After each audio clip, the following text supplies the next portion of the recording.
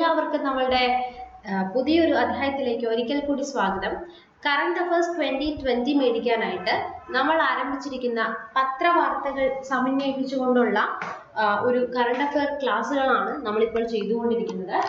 ആഴ്ചയിൽ, അതായത് സെപ്റ്റംബർ 1 മുതൽ സെപ്റ്റംബർ 7 തീയതി വരെയുള്ള പത്രവാർത്തയുടെ ഡെയിലി ന്യൂസ് അനാലിസിസ് നിന്നും പ്രിപ്പയർ ചെയ്തിരിക്കുന്ന കറണ്ട് അഫയർ രൂപത്തിൽ നിങ്ങൾക്ക് എത്തിക്കുന്ന ഒരു സീരീസ് ആണ്. ഇതെല്ലാവരും ഫോളോ ചെയ്യുക. പ്ലേലിസ്റ്റിൽ പോയി നോക്കി കഴിഞ്ഞാൽ അതത് മാസത്തെ കറക്റ്റ് ആയിട്ടുള്ള പത്രവാർത്തയുടെ നിങ്ങൾക്ക് വാർത്തകൾ കറണ്ട് അഫയർ രൂപത്തിൽ ലഭിക്കുന്നതാണ്. അപ്പോൾ നമുക്ക് നമ്മുടെ ക്ലാസ്സുകളിലേക്ക് കടക്കാം. സെപ്റ്റംബർ 1 തീയതിയിലെ വാർത്തകൾ നമുക്ക് നോക്കാം. നമുക്കറിയാം, ഗോർബച്ചോവ് എന്ന് പറയുന്നത് സോവിയറ്റ് യൂണിയന്റെ അവസാനത്തെ പ്രസിഡന്റ് ആയിരുന്നു. അദ്ദേഹം അന്തരിച്ച വാർത്തയാണ് പത്രത്തിൽ വന്നിട്ടുണ്ടായിരുന്നത്. അപ്പോൾ നമുക്ക് ഇനി വരുന്ന പരീക്ഷയിൽ സോവിയറ്റ് യൂണിയന്റെ അവസാന പ്രസിഡന്റ് ആരായിരുന്നു എന്നുള്ളൊരു ചോദ്യം എക്സ്പെക്ട് ചെയ്യാൻ പറ്റുന്നതാണ്. ഒപ്പം തന്നെ അദ്ദേഹം നടപ്പിലാക്കിയ പ്രധാനമായിട്ടുള്ള പരിഷ്കാരങ്ങളാണ് ഗ്ലാസ് നോസ്തും അതുപോലെ തന്നെ പെരിസ്ട്രോക്കിയും. എന്താണ് ഗ്ലാസ് നോസ് എന്ന് വെച്ച് കഴിഞ്ഞാൽ, രാഷ്ട്രീയ രംഗത്ത് തുറന്ന സമീപനവും ഒപ്പം തന്നെ പൗരാവകാശങ്ങളിലുള്ള നിയന്ത്രണവും പത്രമാധ്യമങ്ങളുടെ മേഖലയിലുള്ള നിയന്ത്രണങ്ങളും നീക്കം ചെയ്ത ഒരു സംഭവമാണ്, പരിഷ്കാരമാണ് ഗ്ലാസ് നോസ് എന്ന് പറയുന്നത്. എന്നാൽ പെരിസ്ട്രോക്കി എന്താണെന്ന് നോക്കിക്കേ, സമ്പദ്ഘടന പുനഃസംഘടിപ്പിക്കാൻ വേണ്ടിയിട്ട് നടപ്പിലാക്കിയ ഒരു സംഭവമാണ്.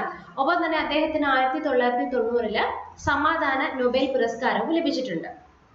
ഇനി അടുത്ത് നമുക്ക് നോക്കാം, രാജ്യാന്തര ഹ്രസ്വ ചലച്ചിത്രമേളയിലെ മികച്ച ചിത്രമായിട്ട് തിരഞ്ഞെടുക്കപ്പെട്ടിരിക്കുന്നത് ലിറ്റിൽ വിങ്സ് ആണ്. ഏതാണ്? Little wings. ഒപ്പം തന്നെ 2022-23 സാമ്പത്തിക വർഷത്തില് ഏപ്രിൽ ജൂൺ മാസത്തിലെ GDP വളർച്ച ഇന്ത്യയുടെ എത്രയാണ് വന്നിരിക്കുന്നത്? GDP വളർച്ച വന്നിരിക്കുന്നത് 13.5% ആണ്.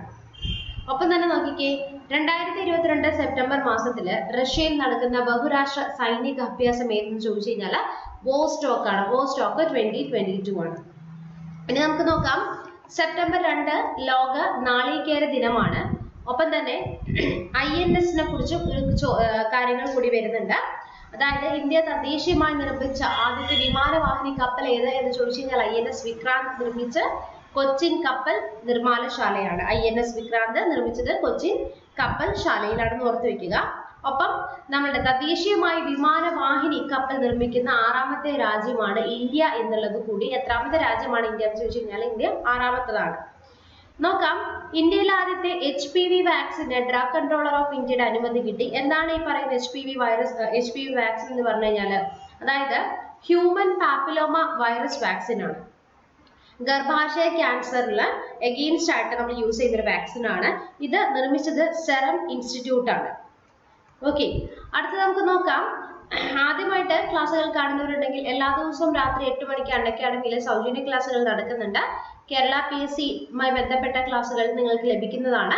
സെപ്റ്റംബർ 8 വേണ്ടിയിട്ട് 12th ലെവൽ ഡിഗ്രി ബാച്ച്, ഒപ്പം 10th ലെവൽ കേരള PSC-ക്ക് വേണ്ടിയുള്ള ഒരു ബാച്ച് കോഴ്സ് ആരംഭിച്ചിട്ടുണ്ട്.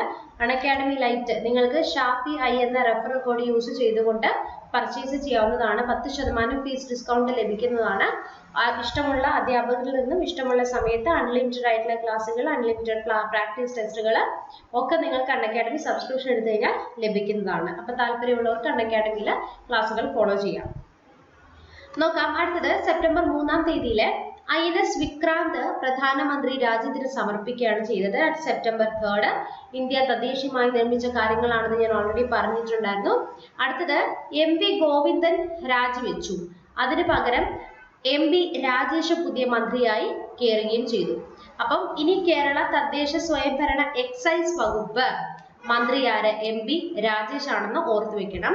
ഇമ്പോർട്ടന്റ് ആയിട്ടുള്ള ഒരു ക്വസ്റ്റ്യൻ ആണ്. ഇനി അടുത്ത പരീക്ഷയ്ക്ക് നമുക്ക് ചോദിക്കാൻ സാധ്യതയുള്ള ഒരു ചോദ്യം, സ്പീക്കർ ആയിരിക്കെ മന്ത്രിയാകുന്ന 3ാമത്തെ വ്യക്തി ആര് എന്ന് ചോദിച്ചാൽ ആരാണ്? MB രാജേഷ് ആണ്. ഓക്കെ, ഗോവിന്ദൻ മാസ്റ്റർ രാജിവെച്ച ശേഷം MB രാജേഷ് വന്നു. ഇനി കേരളത്തിന്റെ നിയമസഭാ സ്പീക്കറായി ചുമതല ഏൽക്കുന്ന ആരാണ്? NN ഷംസീർ ആണ്. NA ഷംസീർ കേട്ടോ. അപ്പൊ പുതിയത് ഈ 2 പോയിന്റ് ഓർത്തു വെക്കണം.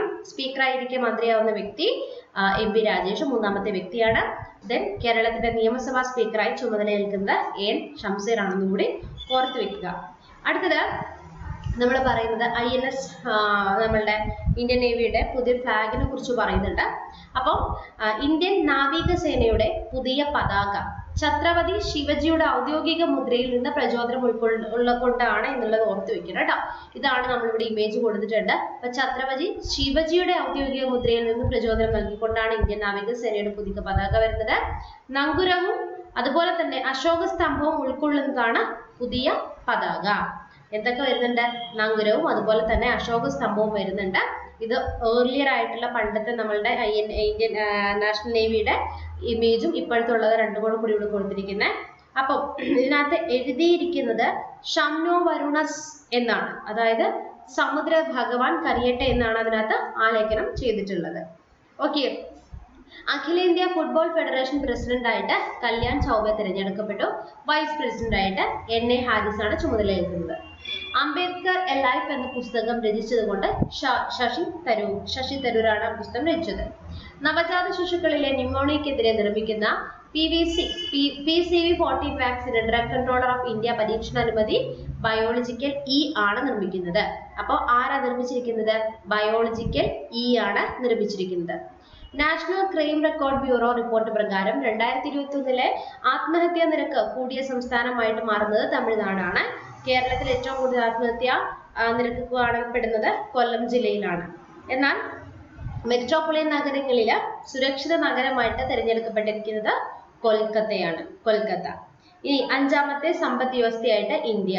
ബ്രിട്ടനെ പിന്തള്ളിക്കൊണ്ടാണ് അഞ്ചാമത്തെ വലിയ സമ്പദ് വ്യവസ്ഥയായിട്ട് ഇന്ത്യ മാറിയിരിക്കുന്നു. ഇനി നമ്മൾ അടുത്ത് പറയാൻ പോകുന്നത് സെപ്റ്റംബർ 3-ാം തീയതിയിൽ തന്നെയാണ്. ജൂഡോ ലോക ചാമ്പ്യൻ ആകുന്ന ആദ്യത്തെ ഇന്ത്യൻ താരമാണ് ലിൻതോയ് ചനമ്പം. ഇന്ത്യയിലെ ആദ്യത്തെ വെർച്വൽ സ്കൂൾ സ്ഥാപിതമായത് ഇമ്പോർട്ടന്റ് ആയിട്ടുള്ള ഒരു ക്വസ്റ്റ്യൻ ആണ്. ഏതാണ്? ഡൽഹിയിലാണ്. ഇന്ത്യയിലെ ആദ്യത്തെ വെർച്വൽ സ്കൂൾ സ്ഥാപിതമാവുന്നത് ഡൽഹിയിലാണ്. ഷുമാങ് ലീല ഫെസ്റ്റിവൽ ആഘോഷിക്കുന്നത് എവിടെയാണ്? മണിപ്പൂരാണ്. നുഗായ് ഫെസ്റ്റിവൽ ആഘോഷിക്കുന്ന സംസ്ഥാനം ഒഡീഷയുമാണ്. അത് ഓർത്ത് വയ്ക്കാം. 19 വർഷത്തെ ഇടവേളയ്ക്ക് ശേഷം നാഗാലാൻഡിലെ രണ്ടാമത്തെ റെയിൽവേ സ്റ്റേഷൻ വന്നിരിക്കുകയാണ്. അപ്പം നോക്കിക്കേ, ഷോഖോവി റെയിൽവേ സ്റ്റേഷൻ നിലവിൽ വന്ന സംസ്ഥാനം ഏത് എന്ന് ചോദിച്ചു കഴിഞ്ഞാൽ നാഗാലാൻഡ് ആണ്. ഇമ്പോർട്ടന്റ് ആയിട്ടുള്ള ചോദ്യമാണ് കേട്ടോ. അതുപോലെ ഡോൺ വി പോളോ എയർപോർട്ട് സ്ഥിതി ചെയ്യുന്നത് അരുണാചൽ പ്രദേശിലാണ്. അപ്പൊ അവിടെ പ്രത്യേകതയുണ്ട്. ടെക്സ്റ്റ് നമ്മളുടെ പത്രത്തിൽ വന്നിരിക്കുന്ന കാര്യങ്ങളാണ് ഇവിടെ പറഞ്ഞിരിക്കുന്നത്. ഇനി അടുത്ത് നമുക്ക് നോക്കാം. 4-ാം തീയതിയിൽ നാഷണൽ ലീഗൽ സർവീസ് അതോറിറ്റി ചെയർമാനായിട്ട് നിയമിതനായത് ജസ്റ്റിസ് DY ചന്ദ്രചൂഡ്. ആരാണ്? ജസ്റ്റിസ് DY ചന്ദ്രചൂഡാണ്. നമ്മൾ പറഞ്ഞു ഇത് റിപ്പീറ്റഡ് ആയിട്ടുള്ള ഒരു കാര്യമാണ്. NM ഷംസീർ നേരത്തെ ടെക്സ്റ്റ് നമ്മളുടെ സ്ലൈഡിൽ കാണിച്ച കാര്യമാണ്. 2021 ആഗോള പട്ടിണി സൂചികയിൽ ഇന്ത്യയുടെ സ്ഥാനം 101. വിശപ്പ് സൂചികയിൽ 101-ാം സ്ഥാനമാണ് കേട്ടോ. 2020 94-ാം സ്ഥാനമായിരുന്നു. ഒപ്പം പ്രശസ്ത കർണാടക സംഗീതജ്ഞൻ TV ശങ്കരനാരായണൻ അന്തരിച്ചു. അഖിലേന്ത്യാ ഫുട്ബോൾ ഫെഡറേഷൻ സെക്രട്ടറി ജനറൽ ആയിട്ട് ഷാജി പ്രഭാകരൻ ചുമതലയേറ്റു. Technical committee chairman IM Vijayan, അഖിലേന്ത്യാ football federation president Kalyan Chaubey. അപ്പൊ ടെക്നിക്കൽ കമ്മിറ്റി ചെയർമാനായിട്ട് IM വിജയനും അഖിലേന്ത്യാ ഫുട്ബോൾ ഫെഡറേഷൻ സെക്രട്ടറി ആയിട്ട് ഷാജി പ്രഭാകരനുമാണ്. ഇനി നമുക്ക് നോക്കാം. 5-ാം തീയതി സെപ്റ്റംബർ 5 എന്ന് പറയുന്നത് നമുക്കറിയാം ദേശീയ അധ്യാപക ദിനമാണ്. ലോക അധ്യാപക ദിനം ആചരിക്കുന്നത് ഒക്ടോബർ 5 എന്ന് ഓർത്തു വെക്കുക. ഇനി 68-ാമത് നെഹ്റു ട്രോഫി കിരീടം നേടിയത് കാട്ടിൽ തെക്കേതിൽ ചുണ്ടനാണ്. അന്ന് മുഖ്യാതിഥിയായിട്ട് ഉണ്ടായിരുന്ന വ്യക്തി Andaman Nicobar lieutenant governor DK Joshi ആയിരുന്നു. ഇനി നോക്കാം. 2022 സെപ്റ്റംബറിൽ മികച്ച വിവരണത്തിനുള്ള എമ്മി അവാർഡ് ലഭിച്ചത് ബറാക് ഒബാമയ്ക്കാണ്. നോട്ട് ചെയ്ത് വെച്ചോളുക, ബറാക് ഒബാമ. അവർ ഗ്രേറ്റ് നാഷണൽ പാർക്സ് എന്ന ഡോക്യുമെന്ററി പരമ്പരയുടെ പശ്ചാത്തല വിവരണത്തിനാണ് അദ്ദേഹത്തിന് അവാർഡ് ലഭിച്ചത്. ഒപ്പം മദർ തെരേസ വിടവാങ്ങിയിട്ട് 25 വർഷം തികയുന്നതാണ് സെപ്റ്റംബർ 5, 2022. പ്രീവിയസ് ചോദ്യമാണ്. മദർ തെരേസ അതായത് ഏത് മേഖലയിലാണ് നൊബേൽ പുരസ്കാരം ലഭിച്ചത്? സമാധാനത്തിനാണ്. 1979. 2029 ഇന്ത്യ ലോകത്തെ 3-ാമത്തെ സാമ്പത്തിക ശക്തിയായി മാറുമെന്ന് SBI ഗവേഷണ റിപ്പോർട്ട്. അപ്പം അത്രയും കാര്യങ്ങൾ നോക്കാം. ഇനി 6-ാം തീയതിയിലെ ഇന്ത്യൻ വംശജൻ ഋഷി സുനാക്കി പിന്തള്ളി ലിസ്ട്രസ്. ബ്രിട്ടീഷ് പ്രധാനമന്ത്രിയായി തിരഞ്ഞെടുത്തത് ലിസ്ട്രസ് ആണ്. കൺസർവേറ്റീവ് പാർട്ടിയാണെന്ന് ഓർത്തു വയ്ക്കുക കേട്ടോ. ഏതാണ്? ലിസ്ട്രസ്. ബ്രിട്ടീഷ് പ്രധാനമന്ത്രിയാകുന്ന 3-ാമത്തെ വനിതയാണ്. മാർഗരറ്റ് തെരേസ മേയ്ക്ക് ശേഷം മൂന്നാമത് വനിതാ പ്രസിഡന്റ് ആവുന്നത് ആരാണ്? മൂന്നാമത്തെ പ്രധാനമന്ത്രി പ്രൈം മിനിസ്റ്റർ ആവുന്നത് ലീസ് ട്രസ് ആണ്. ഇനി 4 ദിവസത്തെ സന്ദർശനമായ ബംഗ്ലാദേശ് പ്രധാനമന്ത്രി ഷെയ്ഖ് ഹസീന ഇന്ത്യയിൽ വരുന്നു. മുഹമ്മദ് അബ്ദുൽ ഹമീദ് ബംഗ്ലാദേശ് പ്രസിഡന്റ്. ഇനി 68ാമത് നമ്മൾ പറഞ്ഞ കാര്യം തന്നെയാണ്. സമുദ്ര സുരക്ഷയുമായി ബന്ധപ്പെട്ട് ഇന്ത്യ US to +2 ചർച്ചാ വേദിയാവുന്നത് ഡൽഹിയാണ്. ഓക്കെ, ഇന്ത്യ 2+2 ചർച്ചയാവുന്നത് ഇന്ത്യ 2+2 കേട്ടോ, 2+2 ആണ്. 2+2 ചർച്ച വരുന്നത് ഡൽഹിയിലാണ്. അമേരിക്കയിലെ നാഷണൽ അക്കാദമി ഓഫ് മെഡിസിൻ ആരോഗ്യ മേഖലയിലെ എമർജിംഗ് ലീഡറായി തിരഞ്ഞെടുത്തത് സ്വാതി അരൂരാണ്. ആരാണ്? സ്വാതി അരൂര്. ഇനി 36ാമത് ദേശീയ ഗെയിംസിന്റെ ഭാഗ്യചിഹ്നം എന്ന് പറയുന്നത് സാവജ് സിംഹമാണ്. സാവജ് എന്ന സിംഹമാണ്. തീം എന്താണ്? ഏക് ഭാരത് ശ്രേഷ്ഠ ഭാരത്. 36ാമത് ദേശീയ ഗെയിംസിന്റെ വേദിയാവുന്നത് ഗുജറാത്ത്. ഓർത്തു വെക്കാട്ടോ, ഇമ്പോർട്ടന്റ് ആണ്. രാജ്യഭരണ സ്ഥിരാ കേന്ദ്രത്തിന്റെ പ്രധാന പാത രജ്പഥ് ഇനി കർത്തവ്യ പഥ് എന്ന് പുനർനാമകരണം ചെയ്തു. അപ്പൊ രാജ്യഭരണ സ്ഥിരാ കേന്ദ്രത്തിന്റെ പ്രധാന പാതയാണ് രാജ്പഥ്. രാജ്പഥിന്റെ പേരെന്താണ്? എന്താണ് ആക്കി മാറ്റിയിരിക്കുന്നത്? കിങ്സ് വേ എന്നുള്ളത് രാജ്പഥ് എന്നാക്കി മാറ്റി പിന്നീട് അത് കർത്തവ്യ പഥാക്കി ഡൽഹിയില കേട്ടോ. ഇനി നോക്കാം. പ്രോട്ടോടൈപ്പ് മനുഷ്യൻ അവയവ ഗതാഗത ഡ്രോൺ അവതരിപ്പിച്ച കേന്ദ്രമന്ത്രി നിതിൻ ഗഡ്കരി. അപ്പൊ ഇന്ത്യയിൽ ആദ്യത്തെ പ്രോട്ടോടൈപ്പ് മനുഷ്യ അവയവ ഗതാഗത ഡ്രോൺ അവതരിപ്പിച്ചത് എവിടെയാണ്? ആരാണ്? ചെന്നൈയിലാണ് കേട്ടോ. അതുകൂടെ നോക്കി വെക്കണം, ഇമ്പോർട്ടന്റ് ആയിട്ടുള്ള ഒരു ക്വസ്റ്റ്യൻ. ചെന്നൈ.